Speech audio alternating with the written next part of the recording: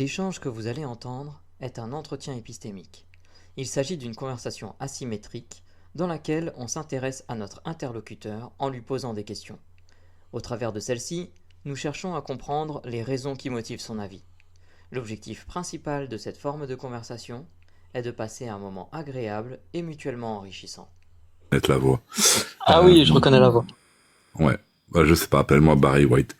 Non, je plaisante. Comment allez-vous? Ça va et toi? Bah ouais, ma foi, dimanche paisible. Avec un sujet, ma foi, très... J'ai pas trop là, enfin bon, pourquoi pas, bientôt une nouvelle guerre mondiale. Ouais. Bah je sais pas avec qui je démarre aujourd'hui, mais bon, peu importe. Qui a envie de discuter? Bon, donne-moi quand même un pseudo parce que ne serait-ce que En fait, il est écrit, je m'appelle Vlad, en fait, c'est mon vrai prénom. Ah oui, c'est ok, Vlad. D'accord. Donc c'est peut-être plus simple, comme ça les gens vont pouvoir m'identifier plus facilement. C'est ça, Tsuki. Ok, je sais pas s'il y a un d'entre vous qui a envie de discuter avec Vlad. Et ils se battent pas, hein. Oh, je veux bien. Allez, c'est parti, Régis. Si personne se décide. Eh bien, si. Eh bien le bonjour, Vlad. Bien le bonjour à toi. Alors, comment dois-je t'appeler? Parce que marketing... Régis. Régis, c'est dans Régis, ça ira très bien. Et super. moi, je vais donc t'appeler Vlad. C'est ça, c'est mon prénom.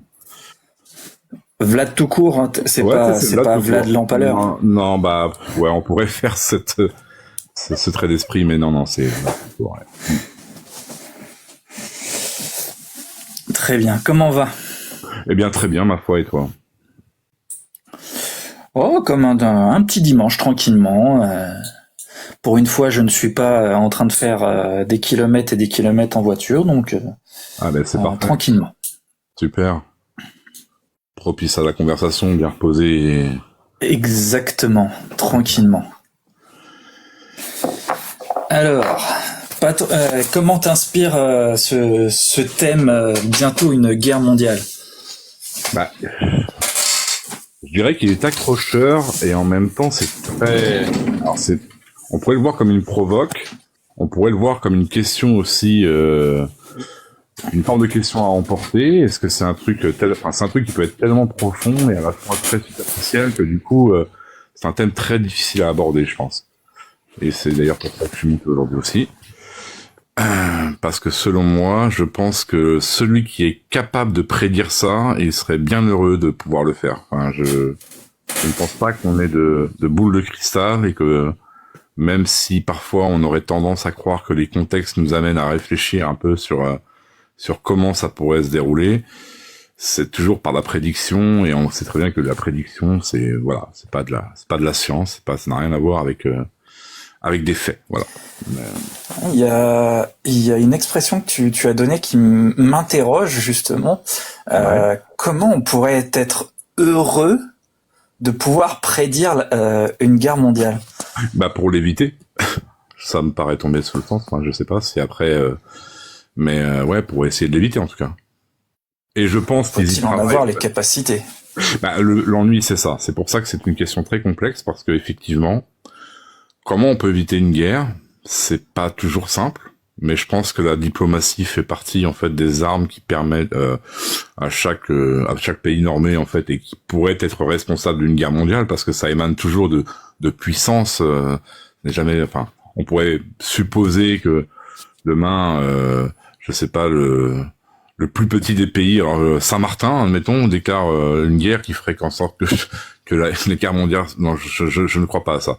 Maintenant, je pense que toutes les puissances économiques mondiales, en fait, sont détentrices de bons diplomates, de gens qui discutent entre eux, ils ratifient des chartes entre eux, ils font en sorte de discuter même quand c'est à la limite de la ligne rouge. On le voit bien avec ce qui se passe avec le conflit russo-ukrainien. On en fait du papier, mais est-ce que c'est du bon papier? Je n'en sais rien. Parce que ça fait toujours appel en fait à la peur et le fait de le dire comme ça, en fait, je suis pas certain que ce soit. Là, c'est une question posée au panel, mais dans la réalité des choses, je suis pas certain que c'est comme ça qu'on la pose la question. Est-ce qu'il y a des alliances? Oui.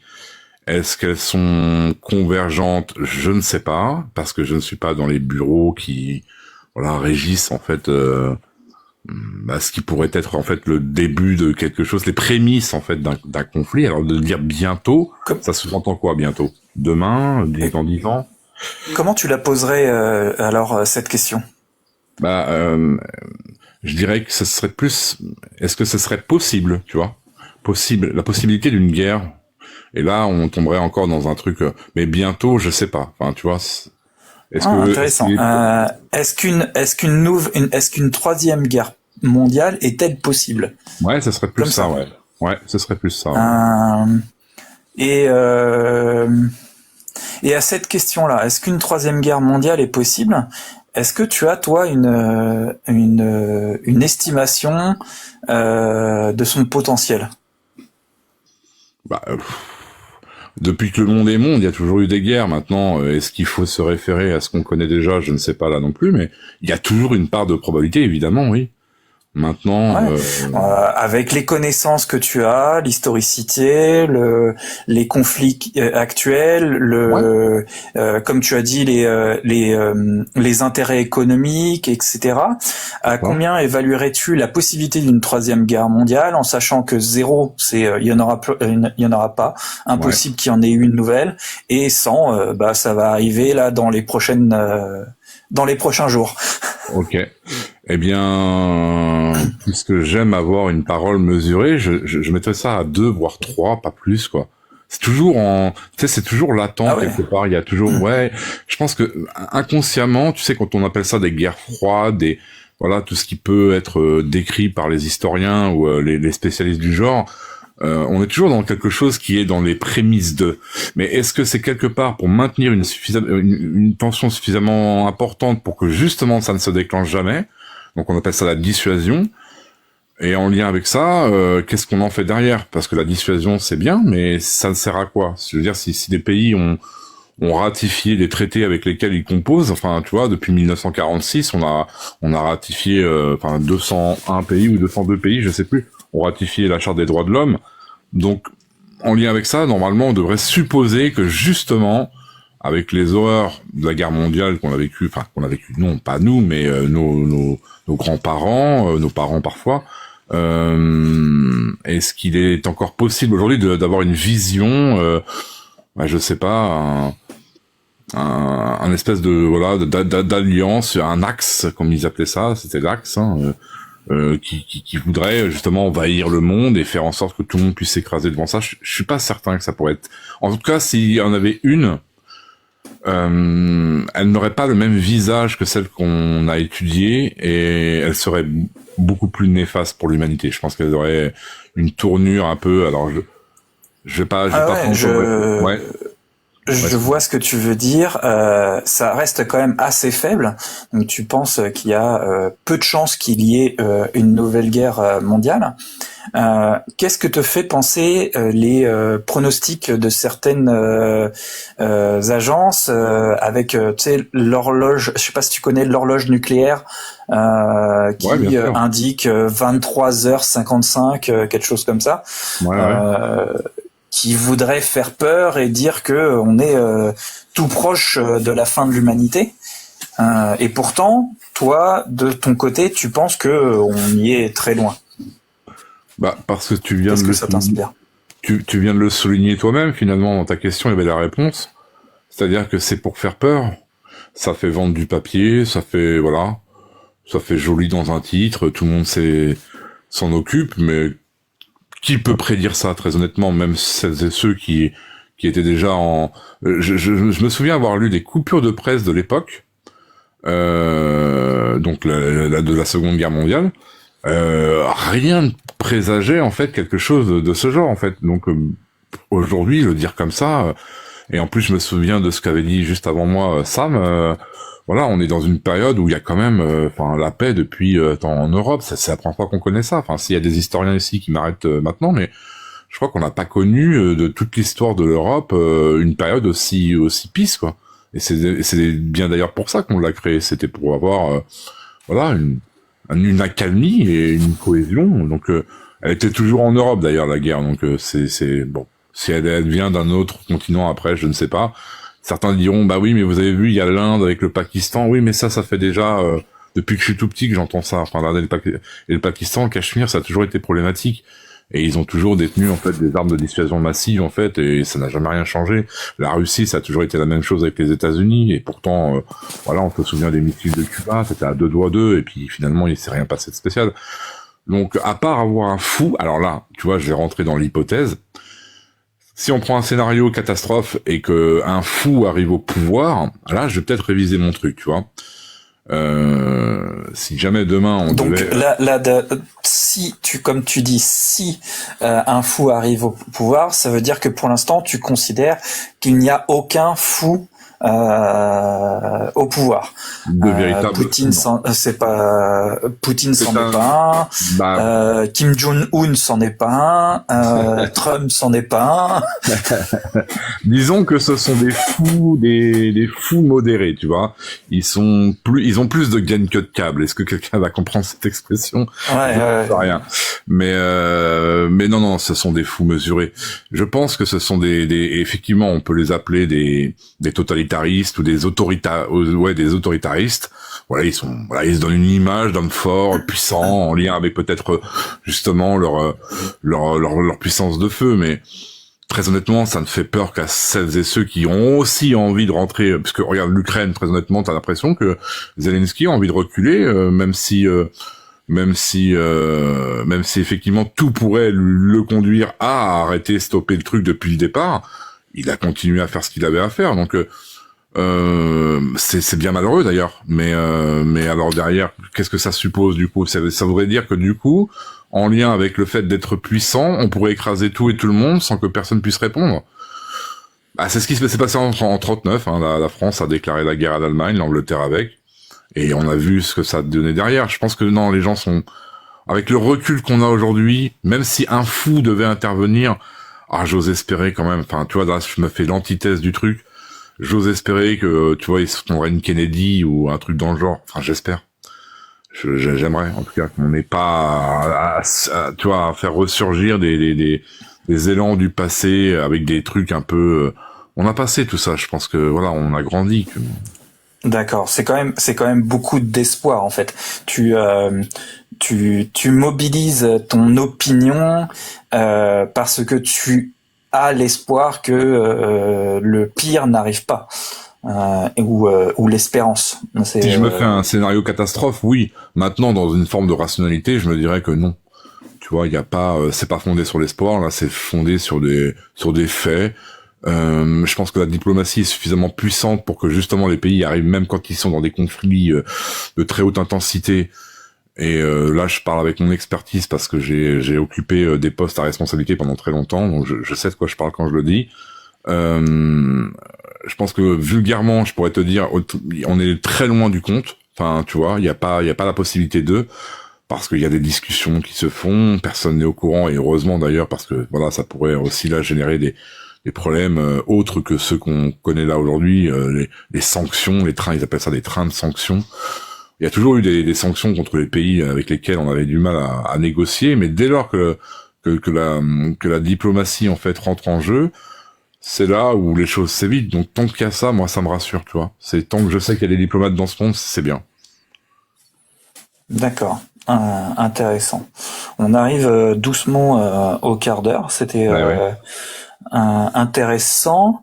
Il y a eu plein de choses sur lesquelles j'aurais bien rebondi mais avec de l'humour, etc. Mais c'est quand même mieux d'être surtout sur un thème comme ça de rester cordial. Bien sûr. Parce que moi je vois beaucoup de folie quand même dans notre monde actuel, mais je trouve que ton espoir est plaisant à écouter, très plaisant à écouter. Si déjà, moi je suis droit de l'homiste, tu sais, donc je pars d'un postulat où effectivement, même avec les droits de l'homme, on a déjà fait beaucoup de bêtises, tu vois. Et en lien avec ça, si aujourd'hui justement les pays qui ont ratifié tout ça depuis 46, on se sont dit bah non plus jamais, j'ose espérer que ce soit tenu d'une main de fer et qu'on ne puisse pas laisser les Kim Jong et les Poutine prendre le pas. D'ailleurs, on les empêche bien hein, dès lors. Alors on a beau dire Trump, mais lui aussi il a eu par moments des fulgurances où il a dit à l'autre toi avec tes manœuvres, écoute, si demain tu n'es pas content, je fais en sorte que tu ne puisses plus parler ni l'anglais, ni le français, ni l'allemand, ni quoi que ce soit. D'ailleurs, comprenez ce qu'il a voulu traduire par ça. Enfin, il l'a pas dit comme ça, mais là je suis sur TikTok donc je pourrais pas le dire. Mais enfin voilà, c'est un monde dans lequel en fait ils se font face de par la puissance de feu et chacun aura un truc à vendre. Je pense que c'est plus en lien avec ça, c'est des démonstrations de force en lien avec peut-être parfois de nouvelles compétences à développer ou voilà, c'est toujours et c'est malheureusement les civils qui trinquent dans ces cas-là. Par contre, si tu me demandes si demain il y aurait une résurgence des guerres civiles, là ce serait une autre question et là on n'est pas là pour poser ce genre de truc, mais il est possible que ça puisse être cette forme-là. Par contre, tu vois, je ne l'exclus pas. Ça pourrait être encore un autre entretien très intéressant à faire, effectivement. Ouais. Bon, on a bien passé le quart d'heure. Ça marche. Je te remercie pour tes explications. C'était une discussion très intéressante. Merci, Régis. Est-ce que mes camarades ont des questions à emporter? Oui. Tu t'as beaucoup parlé des diplomates. Ouais. Tu laissais entendre dire, tu l'as dit aussi explicitement, que la diplomatie permettait de résoudre, que c'était un canal qui permettait de résoudre les crises et les guerres. Mm-hmm. Comment est-ce qu'on peut savoir si un diplomate veut réellement résoudre un conflit ou s'il nous mène en bateau? Bonne question. Bah écoute, j'y réfléchirai. Je repasserai avec merci. Peut-être la réponse. Merci, c'est gentil. Et pas d'autres questions peut-être, John ou pas, Clairette? Pas de questions pour moi. Ok. Moi, j'ai pas de questions, mais je voulais juste te remercier pour cette expression. Il a plus de gain que de câble. Je trouve ça absolument génial. Je sais pas d'où tu la sors, mais je l'adore. C'est un truc que j'ai fabriqué, je sais plus il y a combien de temps, mais ouais, c'était plus ouais. C'est une expression classique, qui rejoint certaines classiques comme c'est pas le couteau le plus affûté du tiroir ou ce genre de choses. C'est ça. Très très très très bien, très très bien. En fait, je suis pas sûr merci parce à que toi. Pardon, vas-y. Non, mais vas-y, si t'as encore des choses à dire avant que je fasse la dernière question. En fait, non, moi justement, ce que j'aime bien dans cette expression, c'est qu'elle peut vouloir, tu peux l'utiliser d'une autre manière, en disant c'est quelqu'un qui prétend plus qu'il ne peut. Eh oui. Et alors que quand c'est pas le plus affûté du tiroir, le pingouin qui glisse le plus loin, c'est juste pour dire il est pas en capacité de. C'est ça, il est limité. Alors que là, il y a un côté assez intéressant. Enfin bref, c'est de la... Ouais. Ok. Ouais, je prends. Bon bah voilà, merci messieurs dames, merci beaucoup. Merci à toi également. Comment tu t'es senti? Oh, toujours parfait, merci Régis. Super, c'est la première fois que je le faisais avec toi, je crois. Effectivement, ouais. Après, je ne discute pas très souvent en fait. C'est comme je suis tout le temps dans la voiture habituellement. Je suis là les dernières heures du live et je fais 1 ou 2 entretiens. D'accord. Bon bah écoute, j'ai eu la chance dans ce cas. Super. Merci à vous en tout cas de m'avoir accueilli et bon live. Merci à toi. Comme ça. Merci bien. Merci à toi. C'est toujours un plaisir de t'avoir. Merci. Chaque fois avec un nouveau pseudo, c'est marrant. Ouais, c'est ça. C'est un peu mon violon d'ingre. C'est comme ça qu'on dit, non? C'est ça? Un violon d'ingre. Ouais. Ouais. C'est une passion parce que j'aime la typographie en fait et je m'amuse. C'est un truc, tu vois. Bon bref. Merci et puis. Merci à toi. Je vais redescendre tout seul, vous inquiétez pas. Je suis grand. Ça marche. Ciao. Tu as trouvé la gaine pour pouvoir redescendre en tirant sur le câble. Je vais juste en profiter pour faire un petit rappel, si tu permets, John. Vas-y. Les entretiens, justement, sont généralement des rediffusés sur une chaîne YouTube. Je la mets maintenant à l'instant. Hop. Et du coup, voilà, si vous voulez des fois vous réécouter ou si vous avez loupé, vous pouvez généralement les réécouter. Il y a quelque chose de très important à savoir justement, c'est que en fait, ils ne sont remis. Alors déjà, il y a un décalage qui permet de réfléchir, et du coup, ils ne sont remis que enfin voilà, si on les remet. Mais si vous nous dites ah non, mais finalement je veux pas, il suffit d'écrire à John ou à moi ou